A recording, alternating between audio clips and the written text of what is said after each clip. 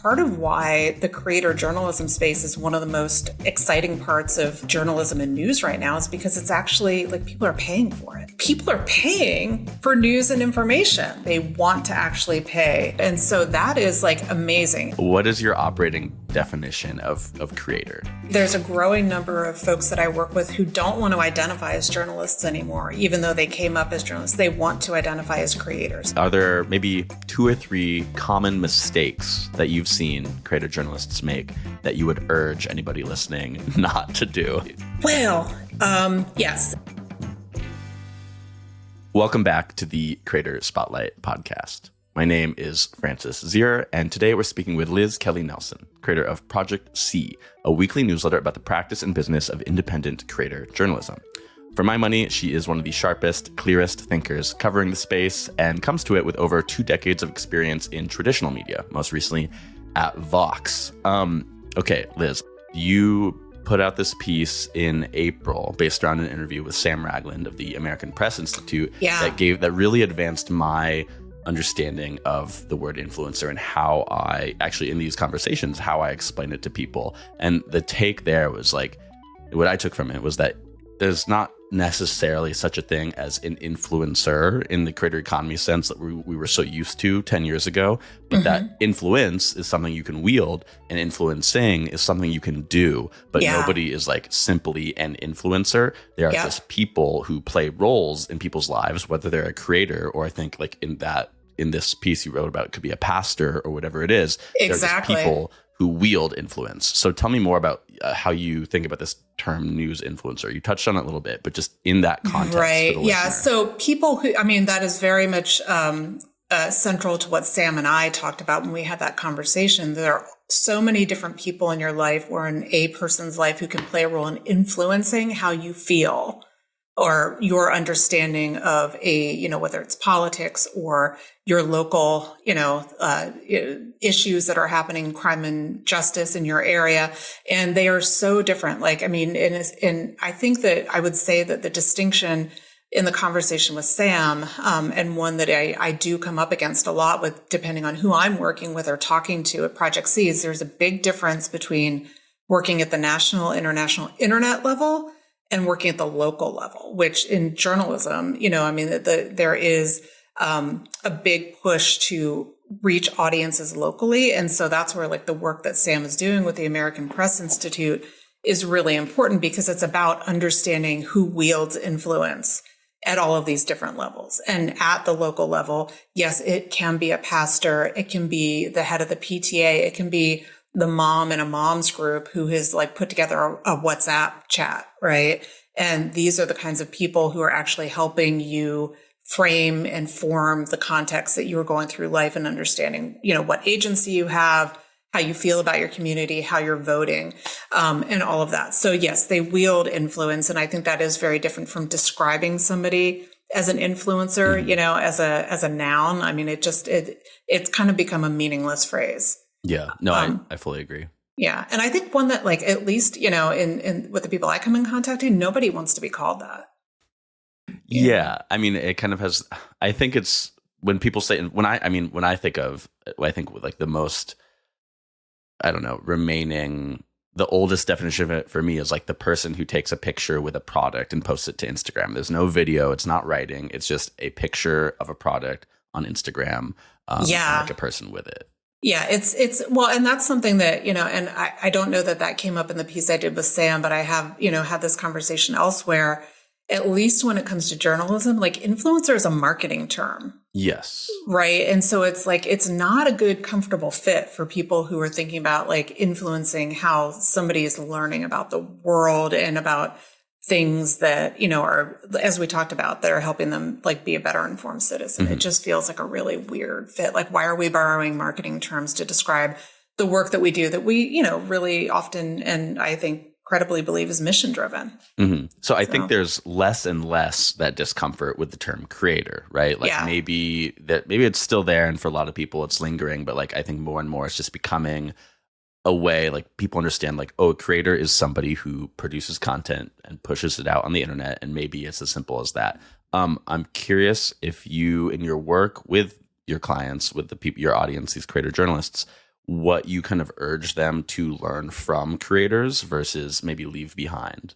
Yeah. So first, really quickly, there's a growing number of folks that I work with who don't want to identify as journalists anymore, even though they came up as journalists. They want to identify as creators, and that's how they will tell you to describe them. Becca Farsace, who is a former Verge videographer who now has a really successful channel on YouTube doing, I think it's called Tech Outside, is like, don't call me a journalist. Like, I work journalistically and I have posted ethics policy, all these things, but I see myself as a creator. And that is partly due to how audiences are building trust at this point. Journalists are not seen as the most trustworthy messengers anymore, especially with younger generations. So like part of that is wanting to distance themselves from what they have left behind. What I urge them to take from the creator space is the ability to monetize what they're doing, right? Like, I mean, part of why the creator journalism space is one of the most exciting parts of like the evolution of journalism and news right now is because it's actually like people are paying for it.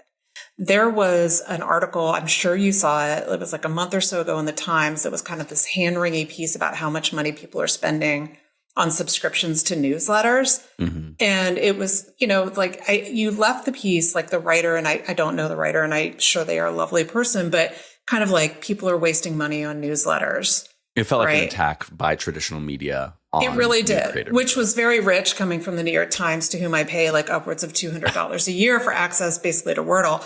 But I thought it was a really optimistic piece. Like, people are paying for news and information. Like, they are not being cajoled into it, not being guilted into it. Like, they want to actually pay to have access to, whether it's Feed Me or What the Fuck Just Happened Today or, what have you. And so that is like amazing. And so I use that as a lesson when I'm talking to a lot of these journalists who, again, it's kind of like deprogramming cult members to be okay with making money, right? Because we want the people that we work with at Project C to be able to support themselves doing this work. And that's what they want too. And a part of that is understanding how to like harness the creator economy. So those are some of the biggest things that we try to help them understand is how to do that, how to be comfortable with doing that, how to be responsive to market changes, how to read their audience, how to know when to do like a rapid response raise with their readership, right? Because there's something going on. Lex, I can say, worked very closely with LA Taco during the protests a couple of weeks ago to help them do a reader raise in the midst of that coverage, which was incredibly successful, and had to get them past feelings of feeling icky about it at the beginning. But the truth is, like, this is how the creator economy works, and it is how the audience decides what they are going to invest in. And increasingly, they don't see a difference between, journalism and anything else that they're supporting out there. Yeah. I mean, a couple of years ago when I was starting out in a marketing role, my boss there was like, we are trying to just reach people. Like, don't think of it as marketing. Anything that anybody can look at on their phone is what we're competing with. And I think it's the same for journalism, whether it's marketing, whether That's it's just exactly right. Yeah. It's just content. Yeah. Well, I mean, and the thing is that, like, you're right. It's anything on your phone that we're competing with. And, so another thing that we really encourage our folks that we work to understand is like cover like a small thing or a small piece of something and do it really well. Like, again, the niching down, right? Like, and I, as journalists, we kind of start thinking we have to be able to address everything, right?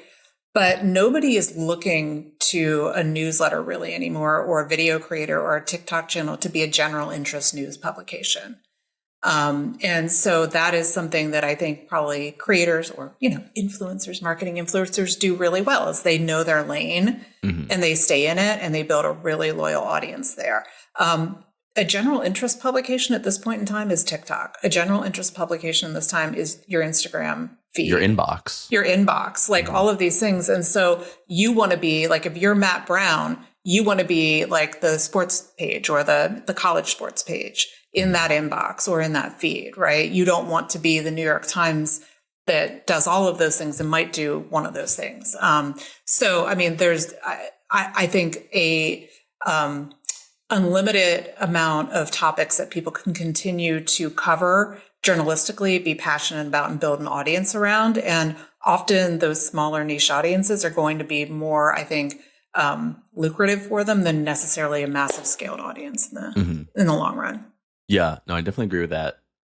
In terms of a creator journalist who's getting started, maybe they're dipping their toe, maybe they're still at a publication and they want to go independent.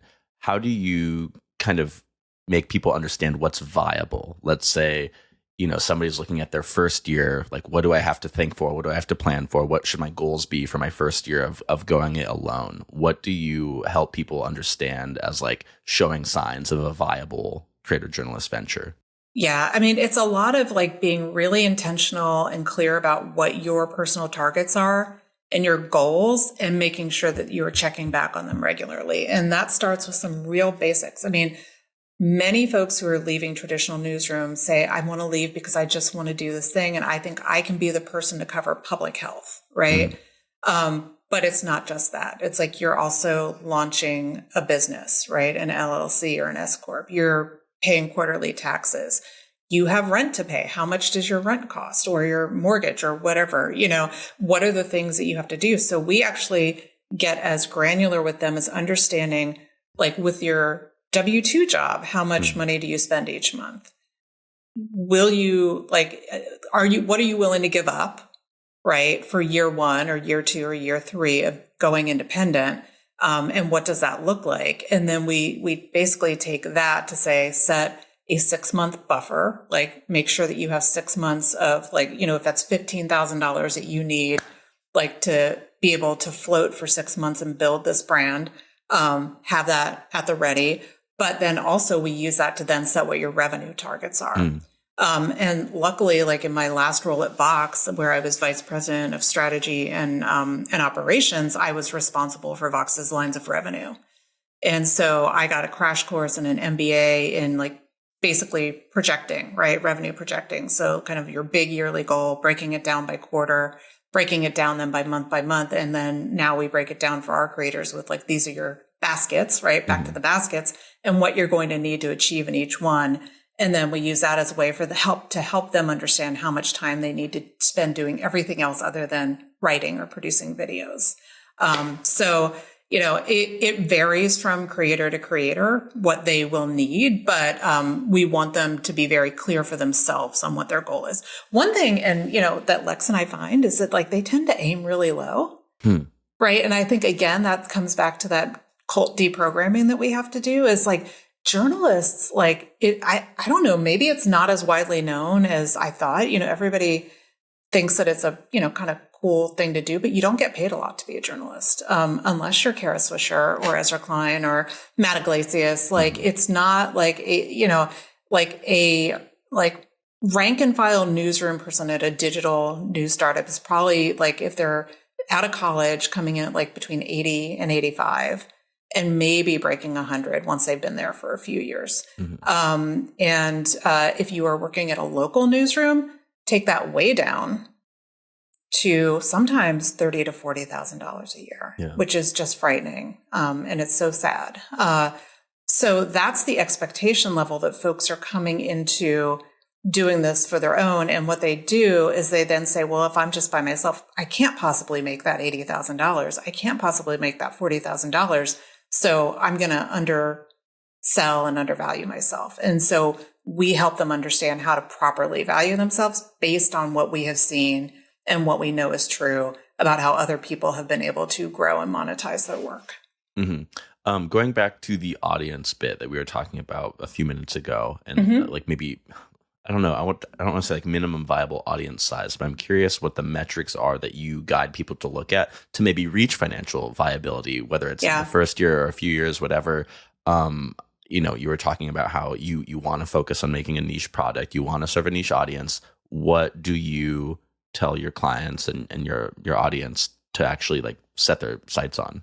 Right. Well, so obviously it depends from platform to platform. Like we work with video creators as well. So in YouTube, so it's a little bit different there, but with newsletter writers, like we certainly want them to understand that, like, at least in our reckoning, the total number of subscribers you have, obviously only a fraction of that, a small fraction, are going to be paid subscribers, right? So we help them set their subscription price and their tiers based on understanding that it's actually that very small, very loyal audience that is going to be paying your bills, right? So in the first year, like, we certainly want people to break, if we're talking about a local newsletter, we want them to have, and it's very modest at the local side, we want them to have between 10 and 15,000 subscribers by the end of a year that are just, that's total, with with that 7 to 10% that are paying.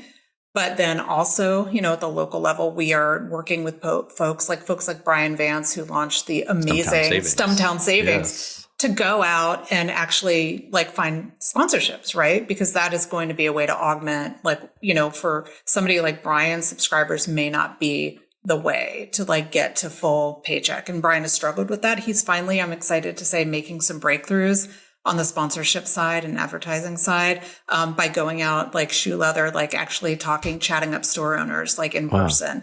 And that's how it's done. Now, at the national level, obviously, we are asking folks to set their sites higher. And so we want to see people obviously reaching, in year one, we probably want them to be closer to 50,000 or above in terms of subscribers. But again, it really depends on the goal that you've set for yourself. There are some people who are comfortable with fewer than that, right? Because they just don't need to or want to make as much based on their personal situation. Mm-hmm. I want to talk about bundling. I think there's a good angle here. But before we talk about bundling more generally, and for journalists, I want to talk about your and Lex's bundle again. So the Creator Journalist Bundle, you already described it a little bit, but I'll say you launched it in April. It is $15 a month or $150 a year. And a list what it includes: access to the Project C Slack community for creator journalists, premium subscription to Journalists Pay Themselves, which is Lex's newsletter, all access to Lex's paid sub playbook, which is another sort of newsletter product they have, invite only live sessions and sprints year round, and discounts on upcoming Project C coaching and seminars. So tell me how this is going 3 months after launch. You said you got 68 people, I think, in the Slack. Yes, and it is amazing. I mean, it has blown past all of our expectations. It is an incredibly active community. And you can actually look on LinkedIn and see where folks like Brian Vance and Matt Brown have said this has become their new favorite place to be. It's like their office, on the internet, where they show up every day. But, Lex and I started this, and we also have Ryan Kellett, Blair Hickman, Caitlin Dewey, Matt Kaiser, and it is we're all moderators. We thought we were going to have to do much more work in spurring conversation and seeding people to engage. We did have to do some of that early on, and we still do some of that because we organically want to, but the community has taken on a life of its own. And it is a thriving, bustling place where pretty much not 24 hours a day, but if you count the fact that we've got people coast to coast, 9 to 5, and we've got people overseas too. I mean, it's not unusual for me to take a peek at 11 o'clock at night and see there's a conversation unfolding about, what has Beehive done now? It's that is happening. And we have things that have happened, accountability groups that have popped up. There are people who meet every Friday to say, this is the goal I set at the beginning of this week. Did I do it? And why not? There was just a meetup this week in LA of people who are in the Project C Slack who were in LA. And so we've got photos of them all having tacos together, which is incredible.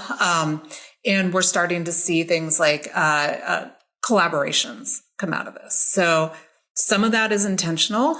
So Lex did a recent promo swap push for June, where Lex actually did an amazing thing. It was a members only event where we got together and we paired people with one another to talk about, might there be a way to naturally promote one another's work. That has gone amazingly. We're starting to see a lot of crossovers there, but then we're starting to see people who just want to work together because they're seeing an opportunity, to pair their content, and think about their audiences as having similar goals. And so it's amazing. We're seeing a lot of peer editing, like I was talking about, where, folks who maybe just don't have an editor or another set of eyes. I do a lot of that actually, because as a, old journalist, like I love editing and getting in the content and like getting into it with somebody. So I do a lot of that with Seamus Hughes of Court Watch, which is really fun. Seamus has some cool stuff that he works on. So it's great. So now we are, we've got a pretty full slate in addition to the slack of now members only events that we do. We've got everything planned out for the rest of the year. And we are starting to contemplate even more kind of 201 level courses that will be kind of a augmentation of going solo based on now what we have learned from the folks who've gone through going solo, but who also are in this community and I keep waving like this because my Slack is open over here and I see them. Yeah. On July 16th, 4 of the biggest names in the creator economy, Sean Puri, Cody Sanchez, Chris Kerner, and Tyler Denk, are coming together for the Creator Business Summit. They've built 7-figure brands, scaled audiences, and turned content into companies. And now they're breaking down exactly how they did it. Whether you are just starting out or scaling fast, this free, live, and virtual event will give you the playbook to turn your audience into a real business. Don't miss it. Visit beehive.com/virtual-events to register for free. That's beehive.com/virtual-events. Whether it's bundling or not, I think that all of the most successful creators have a team around them, even if it's, even if they are still the figurehead and it's their name everywhere, they have like other people working for them. Yeah. I'm curious if you have seen in the circles you run in, any like truly solo successes, or if you do think that's a myth, as I do. Right. I mean, I don't think it's a myth, but I think it's like you have to like calibrate your definition of success. Calibrate it for me. Right. Okay. So I think like somebody who has a team around them who's really successful is Matt Brown. Right. Yeah. Amazing. And he started out solo, but he just hired an editor last month. He just posted another posting for a writer. And so his team continues to grow. He is understanding that there are more opportunities beyond just writing the newsletter. He's got a lot of like premium products. And so that is like, I think we can all agree that that is success. Yeah. Right. And he's doing it on his own terms. Caitlin Jetelina is another. But let me interrupt for a second. I think what Matt is building is just a publication. It's like, it's not the Matt Brown show. And exactly. I mean, anybody who's listening who hasn't listened to his episode of the Creator Spotlight podcast, go check it out. But at that point, I think he was about to hire the writer maybe, and he had 2 other people working with him, and then also his co-owner. Yeah. It's just a sports publication now. It's no longer the Matt Brown column, which is what so many solo creators are. It's Extra Points college sports publication. Right. Extra Points, the brand. And that is, you are absolutely right. That is something that we see happening over and over, that people who find a level of success, or certain people, Matt Brown being one, which I think is great, want to then grow it into a thing, an enterprise. And that is good in some ways because it's new and different, and it's content like that. Still, Matt Brown would tell you it is not a general interest publication. It's still very much covering that one thing, even though it's not just Matt. And, Barry Weiss with Free Press, like these are other people who, to use a counterexample that's, this is a thing that happens, right? Mm-hmm. Like, we see that especially like on Substack. Even Caitlin Jetelina, who I mentioned with your local epidemiologist, is now a huge team. It's not just Caitlin writing. And what happens is like on that news ecosystem map that I created is they start then moving into a different category, right? Like they're not creator journalists anymore. Mm-hmm. They may have started there and those are their roots, but they are becoming almost like what I'm now calling a new media company, right? Like where now, like 10 years ago, Vox would have been a new media company. Vox to me now is legacy, right? Absolutely. Like all the digital stuff, that's legacy.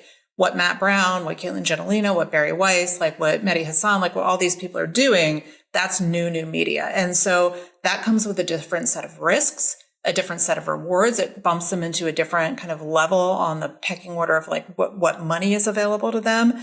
Matt, I think will tell you like misses sometimes being just a writer. Mm-hmm. And he probably did tell you that when he was on your podcast, so he now has all of these other things, and has to think about whether there are people that depend on him, right? Like, so that's very different. There are other people who they don't want to do that. And I think do feel that they are finding a level of success, Chris Saliza, who writes So What, he and I were baby journalists together at the Washington Post. We launched 2 of the Post's first blogs back in like the early 2000s. I want to go back to that, by the way. Okay, we'll put a pin in that. Most definitely. But he's working independently, right? And he is, and I did an interview with him, and he was very open about the fact that he's making about $225,000 a year on his Substack, and kind of like he's got a few things, like he's got a little creator side deal with YouTube. He's like one of the folks who's opted into Newsphere.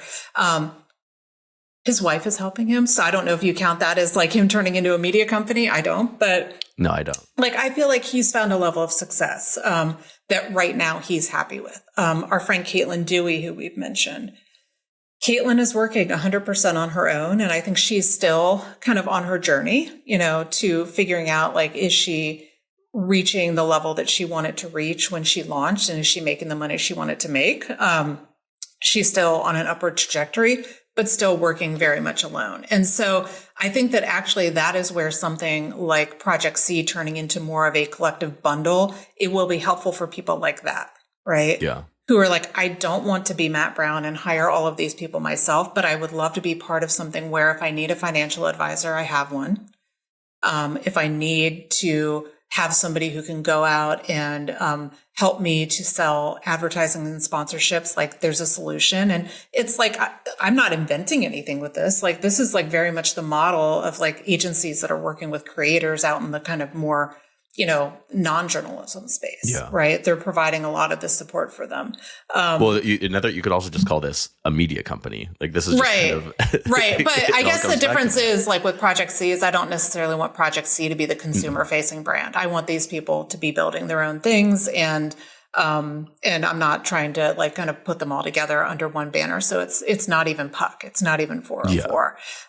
So yeah, that's the difference. Okay, I want to bring in a quote from your reflection on your trip to the newsletter conference in New York in May. So you wrote that it was a bit of a culture shock, but I'll say, so what you said, I expected to walk away with tips on audience growth and monetization.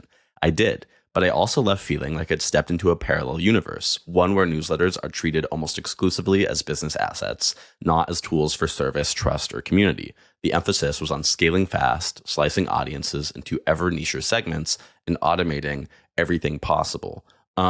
So one reason I wanted to include this too is I see Project C as sort of another version of something like the Newsletter Club, Michael Kaufman's group, that, another former guest. And he is really good at this business side. He has Catskill Crew, which is this local newsletter that he's sort of built into this holding company.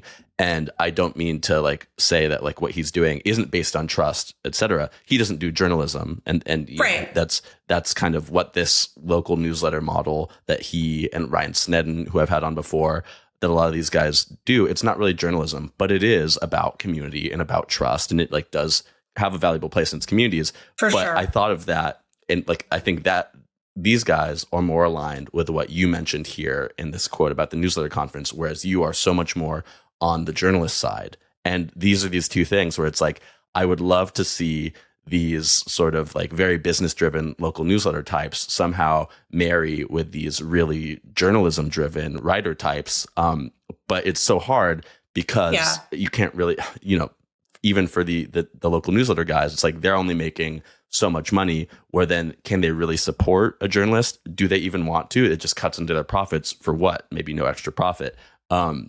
Right. That was a lot, but I agree. Like, I want to see us step closer to each other too. Right. And I really admire actually what Michael has done. It's amazing with Catskill Crew and with the Newsletter Club. I think it's amazing. And I wouldn't say, he's the first to say I'm not a journalist, right? Yeah. Like, his background is in startups and tech. But he is a trusted messenger in his community. Mm.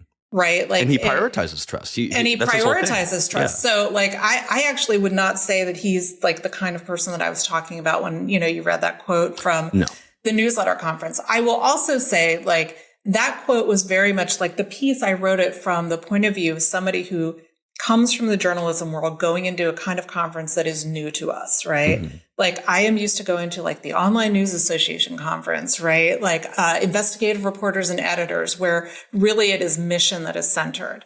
And so it was a rude awakening to be in a space where it's like really the end goal of the, at least the program that I saw that day was like, how much can you, like, what is the biggest margin you can make on this? And what are the ways of, like optimizing all of your workflows, how you are manipulating your audience to like land at bigger and bigger profits. That's not bad, but it is something that I wanted my audience, like I am speaking in my newsletter primarily to journalists, journalism funders, and people in the journalism world, right? And so I am always like kind of their avatar when I'm going into these spaces. And so I needed to couch my reaction in that way. There were a lot of incredibly valuable things that I heard that day. No surprise, Dan Ashinsky, who is an absolute treasure, like a lot of like what was valuable came from him because it was very practical.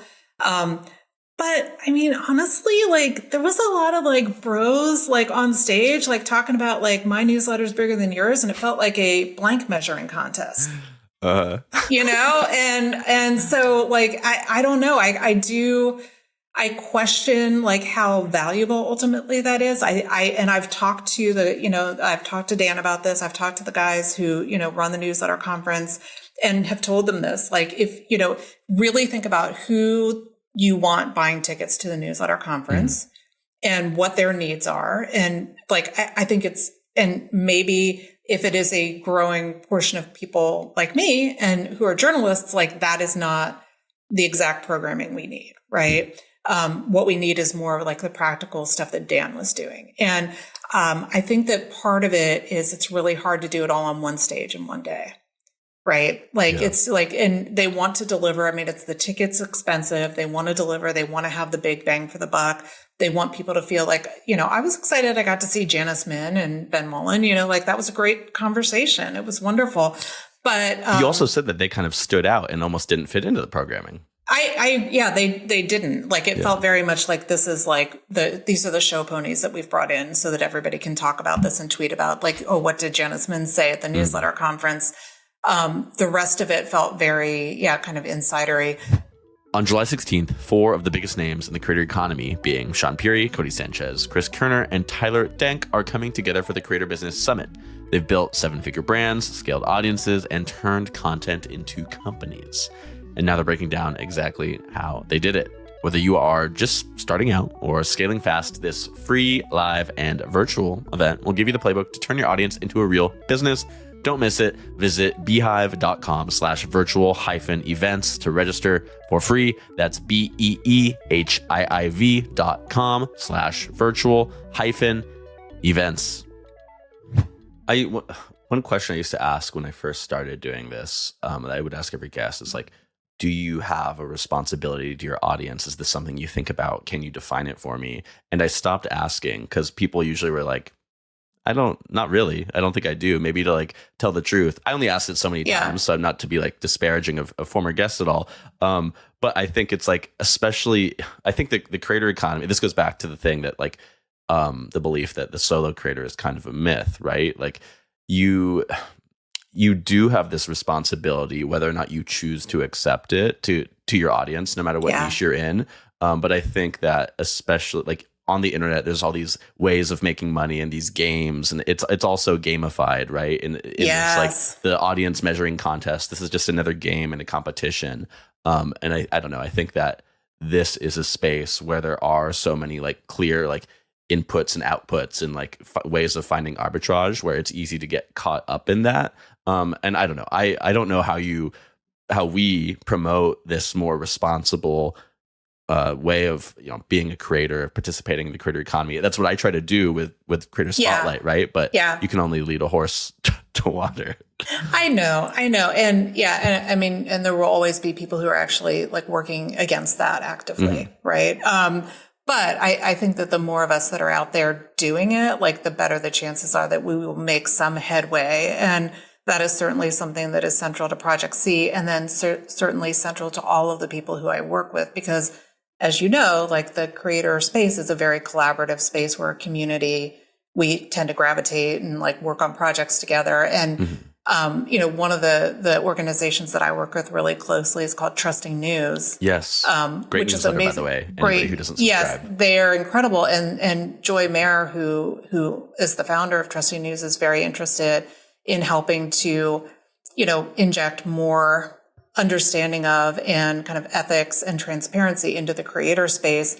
And not just injecting it like, hey, I come from the news industry, I'm here to help and tell you how to do this. Also understanding how trust is built in that space. And basically, at the end of the day, building communities of creator journalists who do care about that stuff. Yes. Right. That's the way forward. And that's the way forward. And when you look at it from like when you turn it around and like look through the other end of this telescope, on the other end, you have increasingly younger audiences, Gen Z and now Gen Alpha, who this is primarily where they are getting their news information about the world. Again, we're back to that idea of like your general interest publication is your social feed.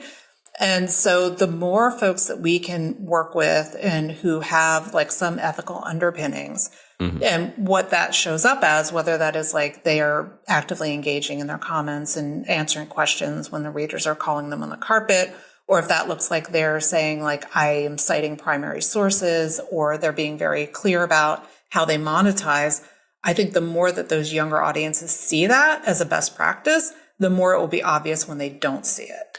Yes. I did want to ask about this sort of like fact checking or editing, whatever, for creator journalists who are less resourced compared to traditional news organizations. And maybe you have to ship one thing a week, or your newsletter is 3 times a week, whatever it is. And you have to make decisions and compromises around like fact checking or probably not ethics, whatever. Right. How do you see less resourced creator journalists managing that sort of dilemma of like, what do I commit to? I used to be at the Washington Post and I had a fact checker, and now it's just me and I don't. Like, how do you see people navigating that? It's really hard. I mean, especially when you think about people like Marissa Kabas, like with the Handbasket, who's doing, investigative reporting, and needs to get it right? Like needs to be well sourced, needs to have deep fact checking done, because then, if you're not, you do have that liability risk. It's really difficult, especially when they're not maybe making enough money to bring on somebody, even in a part-time or freelance capacity, to do that work for them. So that's where you see a lot of the peer editing kicking in, trying to find communities of people who care about what you care about, who are in the kind of topic area that you're in, to kind of ask, like, am I getting this right?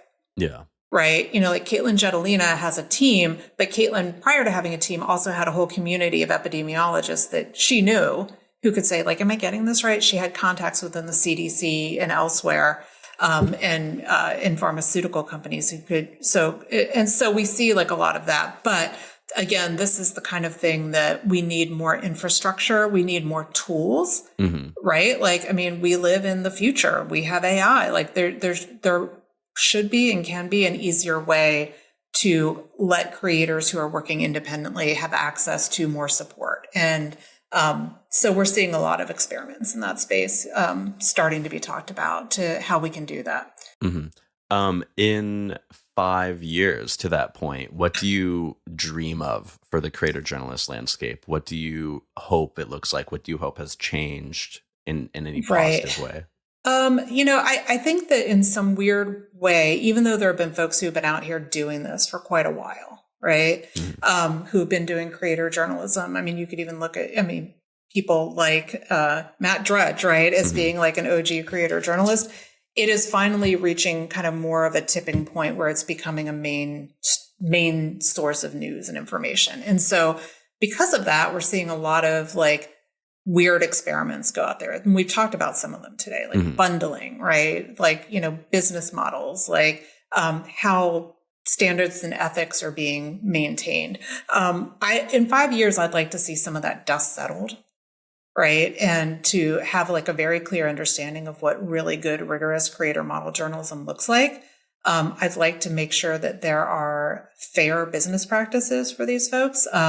I can give you an example or a counterexample of that. Yeah. Like, I think that there's like a real risk as so we didn't get through like my buckets of revenue. Like another big bucket of revenue for me is consulting. Yeah. I consult with a lot of folks, whether that's one-on-one helping some folks launch their project, but I also increasingly consult for news organizations, and that's wonderful. Like I'm glad they're interested, but I do worry that there's a risk that they're going to see creator journalists as a cheap solution to content when they're having, laying off folks. So I want to make sure that like the standards are being built and these people are being advocated for, so that in 5 years, like it's not easy to take advantage of these folks. And that could be by news organizations, that could be by platforms, that could be by what have you, but just that there's a stronger sense of who these folks are. And like I said, like young audiences, like I know I bore people with this, but I have a son who today's his birthday. He's 15. Happy birthday, Desmond. But he's actually going to be voting in the next presidential election. And I would be so happy if, on the November 1st, before the next election, 4 years from now, 3 years from now, oh my God, that he tells me his top news sources are 5 independent creator journalists, and that he has never cracked the New York Times. Like that would make me really happy, right? That range and that richness is available to him. I think that'll probably be the case. I wait real quick, since you brought it back up, and that's how we started. Can you break down like by percentage your revenue buckets? Roughly. Sure. Yeah. I mean, with the understanding and then that we're almost done here. Right. I mean, with the understanding that it's a moving target, and I'm a year into this, right? So, and again, unlike the folks that I work with, I don't see my newsletter as a revenue it's source top for of me. funnel marketing. Yeah, it's top of funnel marketing. If we're talking Ryan Heafy, it's top of funnel marketing. If it's a Kodo, it's like I want it free for journalists who need it, right? So all of those things. So, but like right now, my biggest revenue sources are the consulting, and then also increasingly, I'm working on some research projects which are funded by some philanthropic entities that around creator journalism, but going solo and the journalism bundle have been growing by leaps and bounds over the last few months. So my goal for 2026 is to actually flip that and have the money that I'm making from the bundle, from going solo and from work in that basket, be the primary revenue source. Yeah. To that point, and like what we were talking about like what this looks like in 5 years, I've always hoped or wondered if there's any possibility for some kind of like certifying organization, let's say, some kind of like Michelin of creator journalism or something that grades it. I wonder if that could be Project C, Well, yeah, I think about that and talk about that, or it could be Trusting News, or it could be, there are probably a consortium of all of these. Or a consortium of all of these, exactly. And I think that it's less the journalists that are going to care about that credentialing as it is so much the people who we want to fund us and, go on this journey with us. So, I do think that that's an important piece of what will happen, as I say, as we start growing up and maturing as a news source. But it's going to happen. Again, like I said earlier, this is the space, the sector of news with some of the most momentum right now. I agree. So, last thing, are there maybe 2 or 3 common mistakes that you've seen creator journalists make that you would urge anybody listening not to make? Well, yeah. I mean, I think that the biggest one is assuming that all it is just like getting to write what you want to write about, right?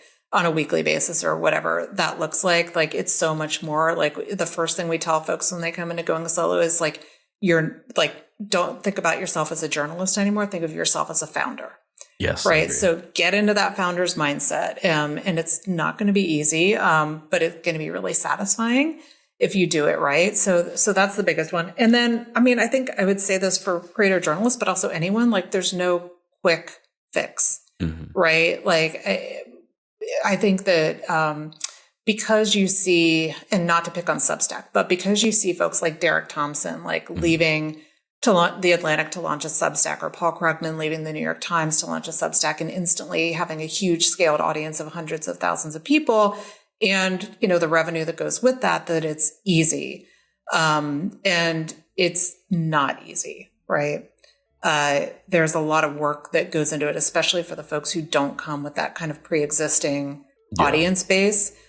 So roll up your sleeves. But it takes 20 years to be an overnight success, right? Exactly. You're right. And yeah, Derek Thompson, right. He didn't just fall off the turnip truck. Like, he's been building his reputation for decades. So yeah. It takes a long time to get that abundance snowball rolling. It does. Anyways. It does. Yeah. Liz, thank you for coming on. This was super fun. This was so fun. Thank you so much for having me, Francis. Of course. Okay. Listener, we will see you next week.